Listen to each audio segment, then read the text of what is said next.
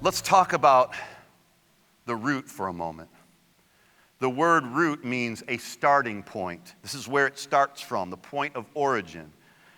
It's the first growth from the seed. We know that seeds are buried in the ground, they germinate, and roots develop and go down before the fruit and branches are ever seen above the ground. That's how a root works. So a root of rejection buried from your upbringing, from many sources and many causes that produce rejection. And first of all, it comes from the devil, but secondly, it comes from people.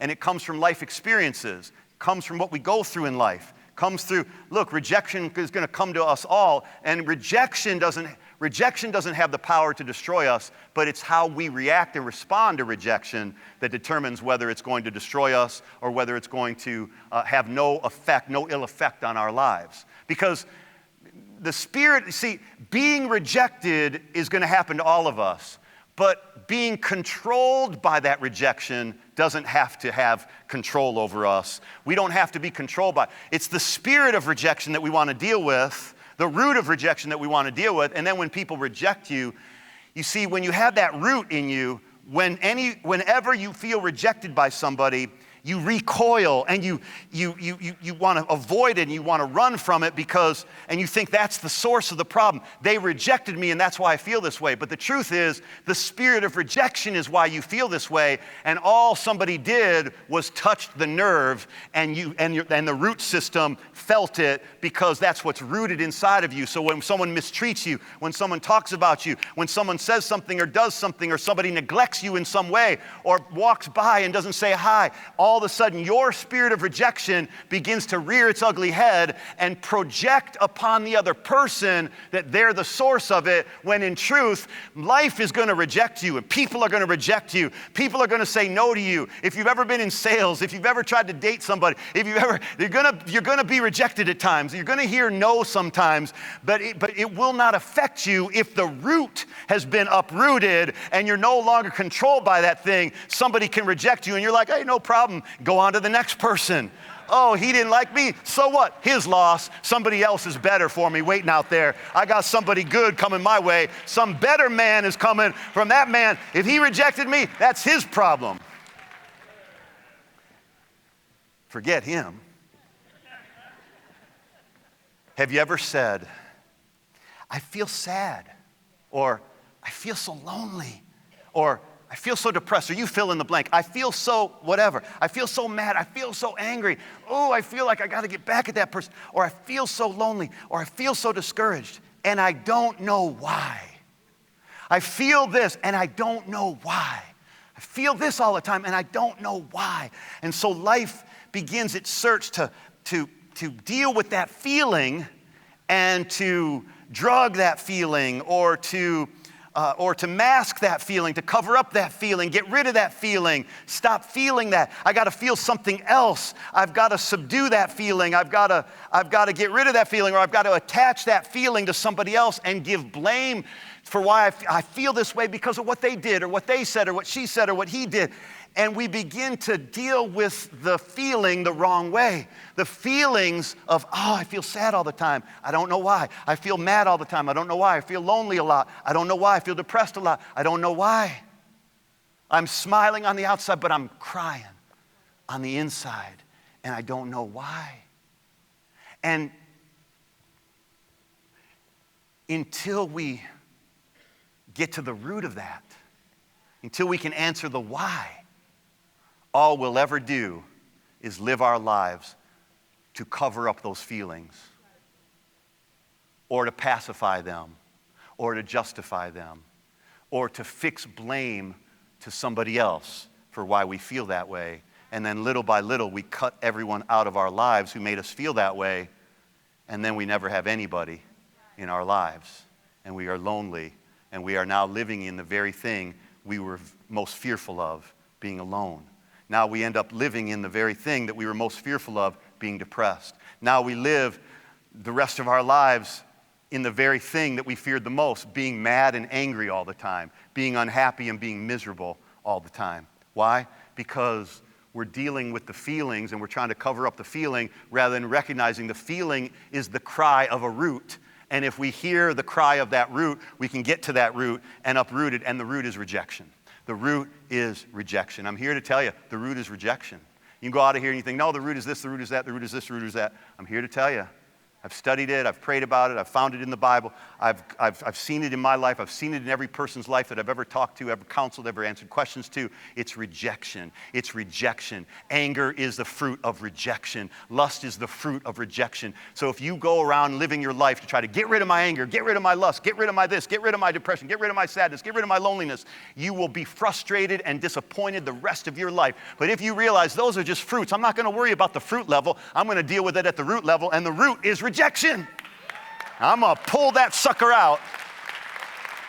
I'm going to pull that sucker out, and I'm going to watch the fruit die, and I'm going to laugh as the fruit of lust dies, as the fruit of anger shrivels up and dies, as the fruit of rebellion shrivels up and dies, as the fruit of disappointment shrivels up and dies, as the fruit of anxiety shrivels up and dies. I'm going to laugh at its death. I'm going to laugh as the fruit begins to get brown and old and shriveled up and moldy. I'm going to watch it die. I'm going to watch it then fall helplessly to the ground and become the dung of the earth. And I'm going to laugh at its destruction the way it laughed at me as it mocked me and made me feel rejected all the days of my life. Are you with me here? Am I in the right place? Am I in the right place here today? Now, there are 4 primary fruits to rejection. Let me go through them as fast as I can. Number 1, doubt and fear. When we doubt that we're loved, we become afraid that we won't be loved. And so we live an anxious life. Like, I need somebody to love me. I wonder if I'm ever going to be loved. So we live in anxiety. Anxiety is the result of not being secure in God's love. Anxiety, listen to me. Anxiety is the result of not being secure in God's love. Anxiety, we feel anxious. We feel worried. See, if you're secure in God's love, you know that if He took care of the lilies of the field and the birds of the air, how much more will He take care of you? You who are worth so much more than the lilies of the field and the birds of the air. You see, being secure in God's love takes worry away. Number 2, the second fruit of rejection. These are primary now. There are other things, but these are the primary ones. Anger. Anger at who? Anger at whoever you feel rejected by. Anger at God, anger at others, anger at yourself. And what does that cause? It causes you to reject others. When you feel rejected and you feel angry, when you feel rejected, you will then feel anger. And that anger projected on others will cause you to reject them, and they won't want to be around you. Number 3, self-pity. Self-pity. Self-pity is the fruit. When you feel rejected, you will always feel sorry for yourself. Oh, how did they treat me that way? How could they treat me that way? How come they didn't include me? How come nobody called me? How come nobody texted me? Nobody loves me. Self-pity, feeling sorry for myself. What happens to a person who feels sorry for themselves? They're depressed all the time. Depressed, they're sad. And you know what else? They have very shallow relationships. Their relationships are shallow. The way they relate to people and the way they talk to people, shallow. There's no depth because they're afraid of what's inside. They're afraid of the monster that they can't name, they don't know. The monster is rejection, and so we live shallow because I don't want to trigger something in you, and I don't want to trigger what's in me. I don't know what it is, but whatever it is, I can't explain it. I just don't want to trigger it. So I'm going to live on the surface level. And that comes from the spirit of rejection. And that's why we have superficial relationships at times, and with most of our relationships when we're dealing with that spirit of rejection. And you might think you have really healthy relationships, but they're healthy because they're not abusive, or they're healthy because you don't yell and scream at each other. They're healthy because you think, hey, we at least have peace. But it's only because you're on the surface of all your relationships, because you know underneath there is this root that is just waiting to erupt, and you don't want to ever make it erupt. And number 4 is denial. Denial. This is the fruit of rejection. We deny. I could, even put it to you this way. It's people that can't be confronted. People that if you say something to them to correct them, they can't take it. They crumble at any criticism. They crumble when you confront them. They crumble when you challenge them. They crumble when you point something out because they're already crippled on the inside by the spirit of rejection. And so when you correct them, they interpret correction as rejection. They interpret a strong word of challenge as rejection. They interpret anything that you don't like about them as rejection. So if somebody says, well, how do you like? Don't open the door if you're not ready to deal with rejection. If you haven't dealt with the spirit of rejection, you can't even ask somebody, how do you like my hair? How do you like what I'm wearing? How do you like this? How do you like the job I did on that? And what you're really saying is, like my hair, like what I did, like what I said, like what I posted, like the picture of me, like me, love me, like me. And as soon as they give any hint of not loving you and being, oh my God, you are Jesus himself. You're like, oh, you rejected me. You don't love me enough. You don't do this enough for me. You don't do this enough for me. You must see me this way. You must see me that way. Don't set yourself up for that then, darling. Deal with that root, man. Then people can say anything, and it won't bother you. Oh, man, I'm way behind.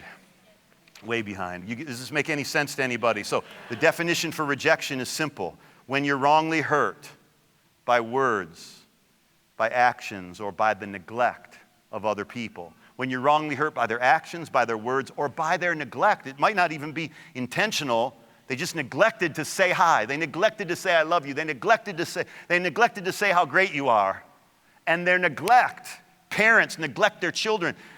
And as a result of the neglecting, it causes the child to begin to view life through the eyes of rejection and needing for the rest of his life or her life to perform in order to get the acceptance because it didn't come for free, so I must have to pay for it, is what our thoughts are. It didn't come for free, so I must have to pay for it. It didn't come for free, so I must have to do something to get it. The devil is the ultimate source of rejection. God rejected him out of heaven when he was Lucifer in Ezekiel 28, verse 14 through 16. God rejected him from heaven, and he said, you know what? I might be miserable, but I'm not going to be alone. I'm bringing Eve into this thing with me. I'm bringing Eve into this rejection with me. I'm bringing Adam into this rejection with me. I'm bringing Cain into this rejection with me so that Cain will kill Abel. I'm going to bring all the people that are born after Adam and Eve. I'm going to bring them into this spirit of rejection with me. Since I've been rejected by God, I'm going to make sure they feel rejected by God. And that's been Satan's plan from the beginning of man's creation. So, how do we get to the root of rejection and start living free? How do we get to the root of being super sensitive all the time, which is a fruit of rejection, being super touchy, skeptical, rebellious, argumentative, stubborn, fighting all the time, condemning ourselves, sad, condemning others, always seeking approval, depressed, lonely, despairing? I'm not trying to paint a bad picture here. I'm just trying to paint a real one so that we get out of denial and we realize, yeah, I get angry a lot easily. I get this a lot easily. And instead of trying to live up here dealing with this fruit stuff, let's get to the root of the thing and uproot it once and for all. You with me? So how do we get to the root and start living free? Because roots feed us whatever they are made of. And they carry either a truth or a lie, which will determine either the health or the sickness of our soul. So what do we need? Since roots feed what they are made of, we need to identify with a new root. We got to stop identifying with the root of rejection and start identifying with the root of love. We need to understand that the real root in our life that God puts there when we're born again is love. And Ephesians 3:17b says, may you be rooted, Amplified Bible, may you be rooted deep in love and founded securely on love. May you be rooted deep in love and founded securely on love. Everybody say, may you be rooted deep in love and founded securely on love. We need to embrace the new root. We need to identify with the new root. And we need to say, I'm not born of that spirit of rejection anymore. I'm born of the root of love. I am loved by God. I am accepted by God. I am his beloved child, like somebody spoke out prophetically and said, you are my son and I approve of you. You are my son and I am pleased with you. That's what God says about us. We are his beloved children. We are the love of his life. We are the love of his soul. We are his favorite child. We are, man, if you want to know what God puts on his Facebook page, it's you. What God puts on his Instagram, it's you. What God puts on Snapchat is, hey everybody, I just want you to know about my child Jill over there. I want you to know about my child Billy over there. I want you to know about my child Methuselah over there. I want you to know about my child Chiquita over there. I want you to know I love my children.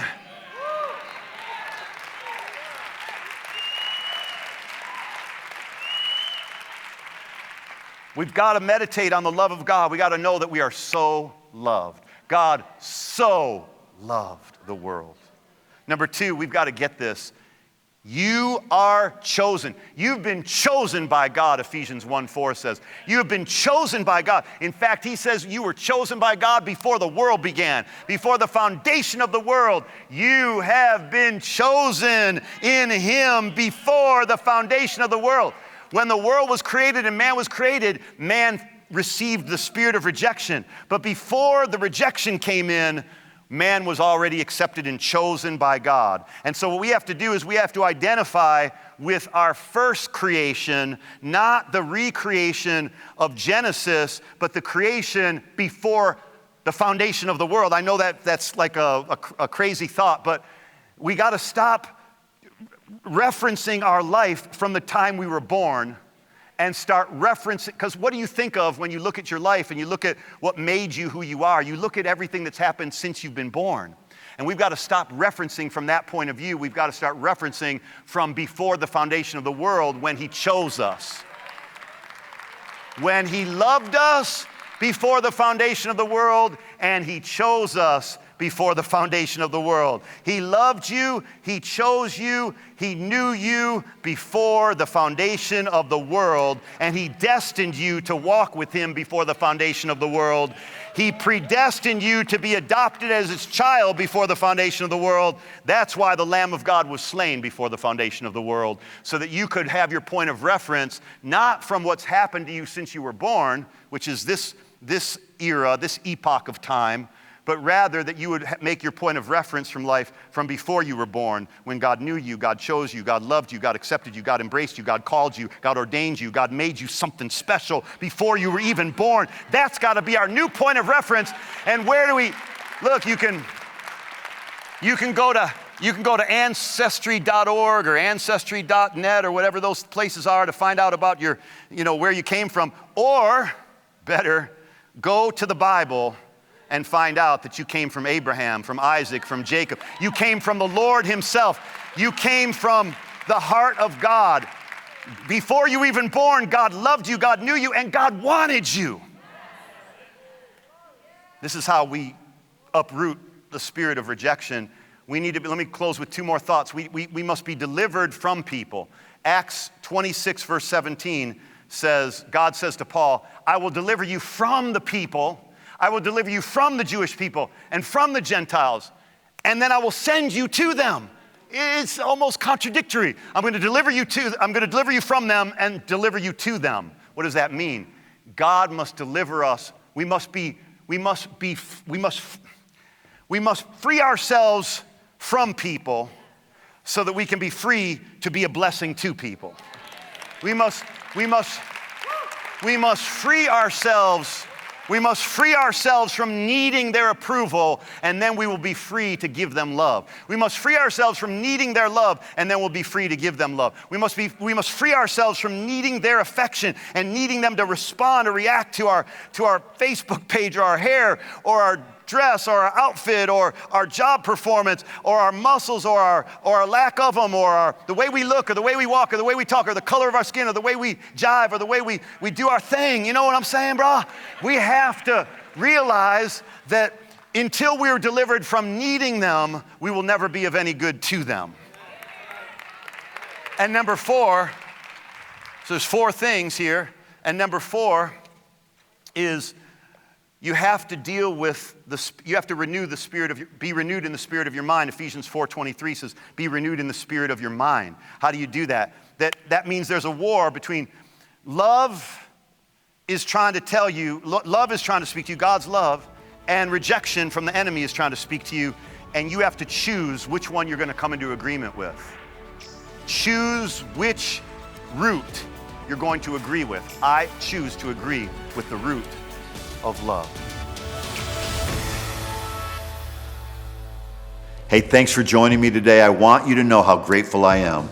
And if you want more content like this, be sure to hit that subscribe button so that we can stay connected. I also want to invite you to join me live every Sunday right here on the Gregory Dickow YouTube channel for our Sunday morning worship experience featuring music and worship from Life Changers Worship and a powerful word from the Lord Jesus Christ to you. We go live every Sunday at 9 a.m. Central Time. Make sure you're subscribed to the channel.